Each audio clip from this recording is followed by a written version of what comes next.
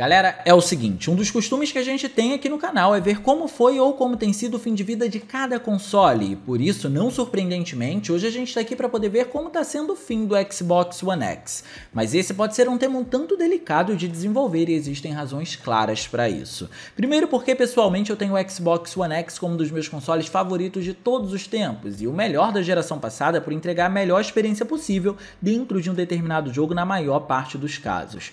Com ele, eu tive a oportunidade de revisitar games clássicos que foram retrabalhados ou aprimorados para um padrão técnico mais alto e consequentemente um pouco mais atual, assim como também consegui ter experiências que nunca tive a oportunidade de ter com o primeiro console da Microsoft, porque eu comprei muito mais tardiamente. E tudo isso aconteceu graças ao poder bruto da plataforma. Volta e meia a gente sempre comenta, por exemplo, sobre a saga Splinter Cell aqui e como ela se destacou nos consoles da Microsoft. E por isso rejogar títulos como Splinter Cell Double Agent em sua versão de Xbox clássico agora retrabalhado para o Xbox One X em 4K teve todo um diferencial. Assim como também foi aqui que eu conheci o primeiro game da franquia Halo, em que através da coletânea The Master Chief Collection tive acesso à versão que possibilitava jogar com os gráficos originais, porém com um aumento drástico na resolução, assim como também me dava a chance de fazer isso com os gráficos refeitos. E toda essa experiência só se expandiu para os jogos multiplataforma, que tiveram sua melhor versão aqui em sua maioria. E acreditem, jogar Red Dead Redemption 2 em 4K nativo aqui é um dos vislumbres gráficos mais incríveis da 8ª geração proporcionados pelo Xbox One X. Esse vislumbre acontece por termos um game com biomas riquíssimos, diversos efeitos visuais e um nível de trabalho de texturas que acompanha a alta resolução do jogo. Colocar o game numa TV 4K rodando a partir do Xbox One X é quase como uma explosão de cores e detalhes dependendo da área que você estiver explorando no jogo, e isso é fenomenal. Mas o segundo ponto que deixa esse tema delicado e foi muito bem mencionado por vocês quando a gente abordou o fim do Xbox One S é a chegada do xCloud, que é um serviço que vai possibilitar o streaming de jogos independente da geração, através do seu Xbox One, seja ele o Xbox One X ou o Xbox One S. Então, na teoria e no melhor dos mundos, claro, não necessariamente o jogador precisaria comprar um Xbox Series X ou Series S para poder jogar títulos da nova geração, mas existem adendos que precisamos comentar sobre isso no fim do Xbox One X e a gente vai desenvolver ao longo desse vídeo. E por último, mas não menos importante, é que para o padrão de visuais que muitos títulos têm entregado atualmente, o Xbox One X tem se comportado muito bem, fazendo jus ao seu poder bruto. A questão é, como chegamos até aqui e até quando esse padrão vai se manter para poder se adequar a essa geração que está sendo inserida pra gente? Hoje nós vamos tentar raciocinar sobre todos esses pontos e assim abrir uma discussão a respeito disso. Mas para a gente poder ir a fundo é muito importante que você clique no gostei e se inscreva no canal ativando o sininho das notificações. Assim, além de você fazer a boa ação do dia, você também não perde os vídeos de terças e quintas às 19 horas. Então tudo isso feito? Então vamos dar uma olhada no possível fim do Xbox One X em 2021.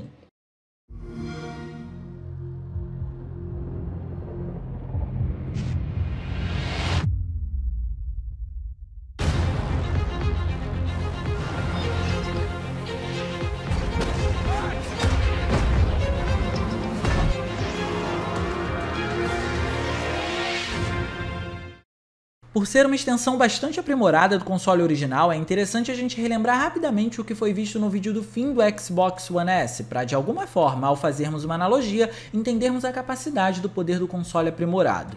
E lá, o foco foi principalmente dois títulos lançados como cross-gen, ou seja, chegou para ambas as gerações, e por isso foram exemplos importantes para vermos como o console mais modesto se desempenhava.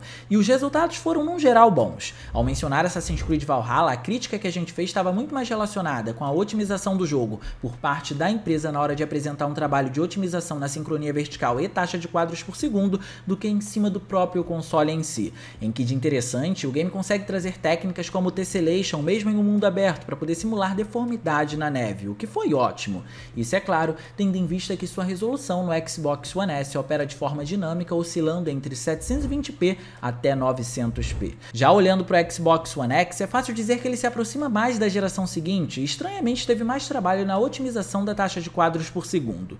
Enquanto no One S o jogo rodava com uma taxa desbloqueada, o que era péssimo pela falta de sincronia vertical para alinhar o que o jogo estava reproduzindo com o que a TV conseguia exibir, criando aqueles cortes de tela bem desagradáveis, o Xbox One X por sua vez traz todos os efeitos visuais e mesmo que falte sincronia vertical ainda, felizmente encontramos uma taxa de quadros por segundo limitada em 30 FPS. E isso foi determinante para o game não ter tantos cortes na tela aqui, por facilitar facilitar a sincronia entre o FPS e a taxa de atualização da TV.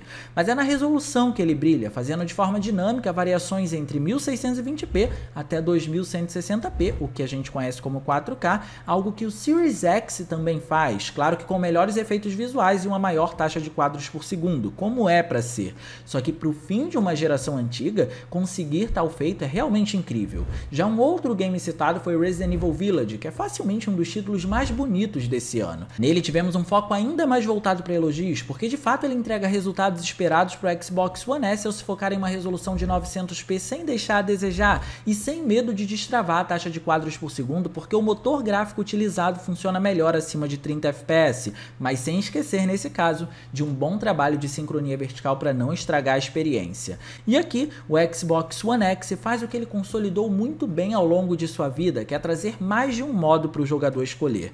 De um lado temos um 4K que tem provavelmente um dos melhores checkerboarding como técnica de reconstrução para poder atingir o resultado, e faz isso com uma taxa de quadros por segundo que oscila, mas na maior parte do tempo está acima dos 30 fps, o que com o trabalho de sincronia vertical não costuma causar problemas. E já do outro lado temos o modo que entrega 60 quadros por segundo na maior parte do tempo, rodando em uma resolução de 1080p. E bem, olhar comparativamente o Xbox One X com o Series X, não temos uma vista desagradável para a plataforma mais antiga. Em ambos os modos, o jogo cumpre muito bem o que promete e não deixa a desejar, fazendo o máximo para poder aproximar sua versão do console mais recente. Com esses exemplos mais exigentes, a gente já tem a consciência do que o Xbox One X é capaz de fazer daqui para frente para poder tentar manter um bom padrão, caso assim seja da vontade da desenvolvedora, é claro. Mas o que ele fez antes disso para poder chegar a esse patamar?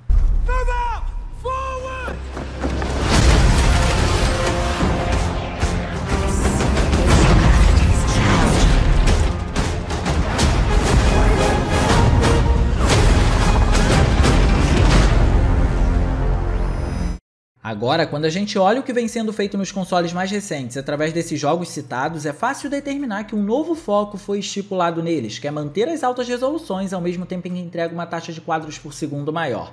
Tanto Resident Evil Village como Assassin's Creed Valhalla têm como base os 60 fps no Xbox Series X. Mas, durante a sua trajetória, o Xbox One X também fez lá a sua aposta e tentou trazer isso em alguns jogos, sendo um deles que demandava exageradamente não apenas uma maior taxa de quadros, como também uma estabilidade nisso, e não é nada menos que Doom Eternal.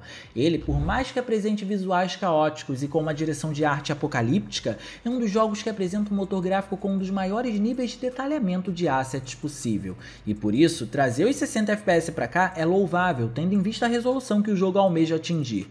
Então, sem delongas, o game usa uma resolução dinâmica, o que não é nenhuma surpresa. O interessante, no entanto, é o funcionamento dessa resolução.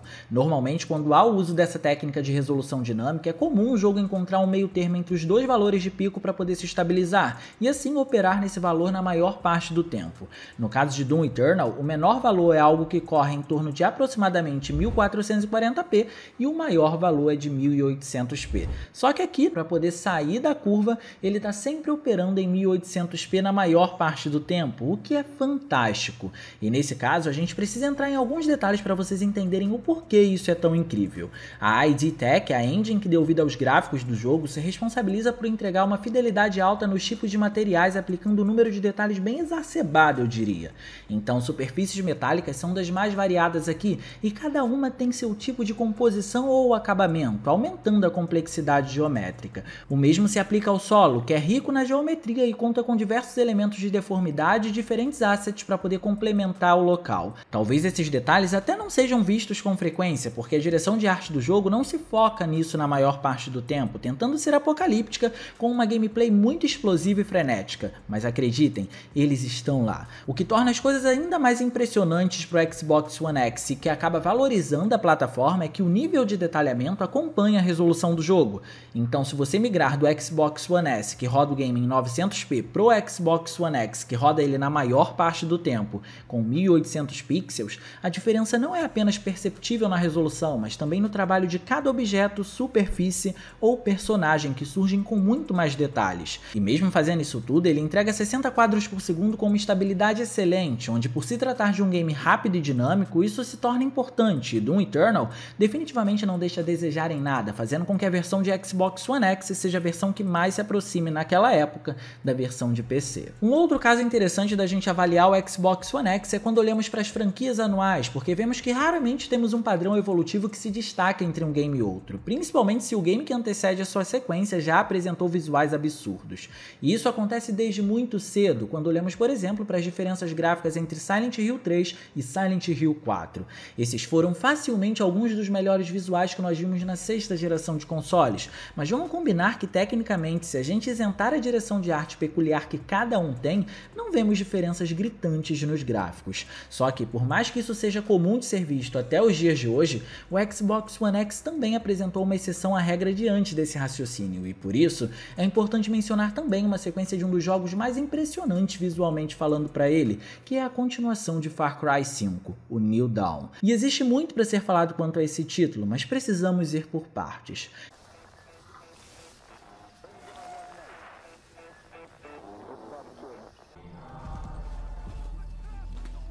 We got piggies.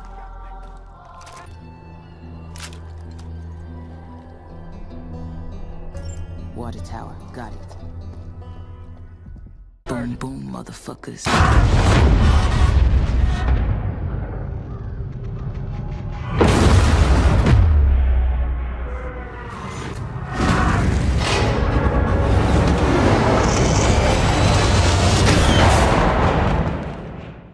Quem acompanha o canal assiduamente já deve ter a consciência de que o motor gráfico chamado de Dunia possibilitou uma resolução de 4K nativa no console ao quinto game da franquia, junto a uma riqueza de detalhes tão alta na geometria que dispensa técnicas para criar relevo nas superfícies, como Parallax Occlusion, por exemplo. E por isso, New Dawn, até por ser um título lançado no ano seguinte ao de Far Cry 5, poderia simplesmente manter o seu padrão gráfico na plataforma, já que já tínhamos visto muito do poder do console ali. Só que se encontrássemos a aplicação dos mesmos visuais, literalmente falando, o jogo, ainda que apresentasse uma nova história, vilões e diferenças conceituais, seria taxado como mais do mesmo.